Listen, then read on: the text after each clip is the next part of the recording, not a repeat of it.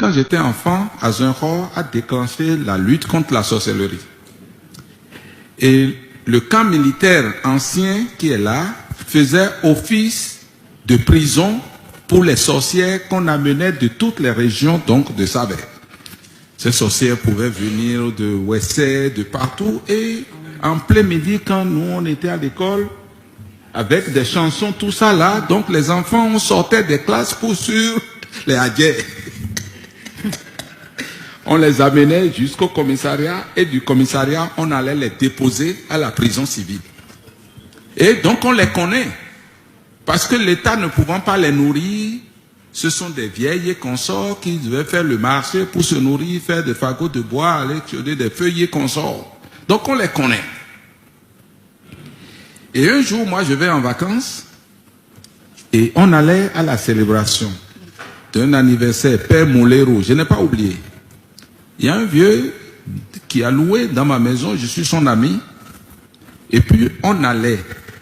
Mais quelques moments avant, on était sous l'arbre dans notre cour à la maison, et on a vu, comment on dit, un tourbillon.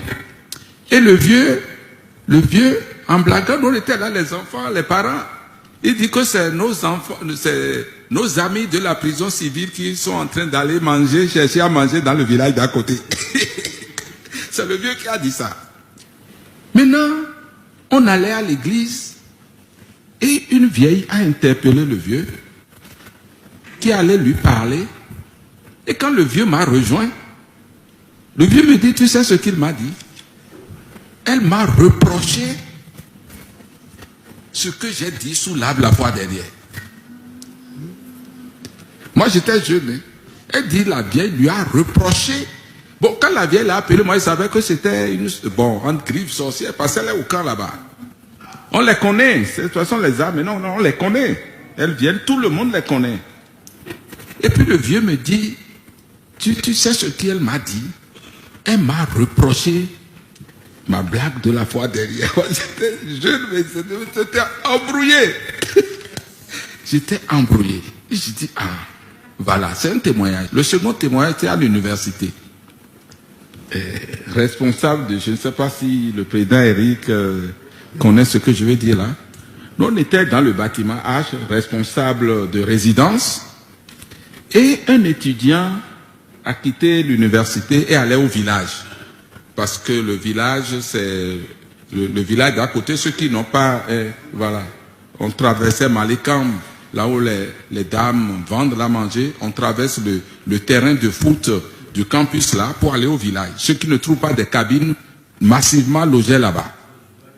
Et puis donc, la nuit, il y a quelqu'un qui a fini d'étudier, et puis retournait au village, et puis a couru, est venu, et les gens sont venus nous réveiller, nous les responsables de trucs. Alors, ce qui s'est passé, c'est que quand il allait, un oiseau a volé et s'est transformé en une dame. Juste devant lui comme ça. Et il a fui, il est venu. Donc tous les étudiants sont sortis. Et puis donc les plus téméraires, hein, nous on est restés derrière, les plus téméraires ont été chercher la dame et l'ont fait venir à la lumière sous le bâtiment H là. Et puis bon, les gens voulaient la maltraiter et tout. Bon, moi je ne suis pas resté dans ça, je suis parti. Il y a le gardien du CPU. Le gardien du CPU. Et puis la dame lui disait, toi tu es le grand, tu laisses les enfants me faire ça. Toi tu es le grand, tu laisses. Le gardien du CPU, il n'y a pas très longtemps, il n'a pas fait longtemps, il est décédé. Le gardien du CPU là. Je vois. Donc c'est des témoignages, c'est des phénomènes qu'on ne comprend pas et tout. Et puis voilà. Donc, merci beaucoup, professeur. Et le professeur, merci.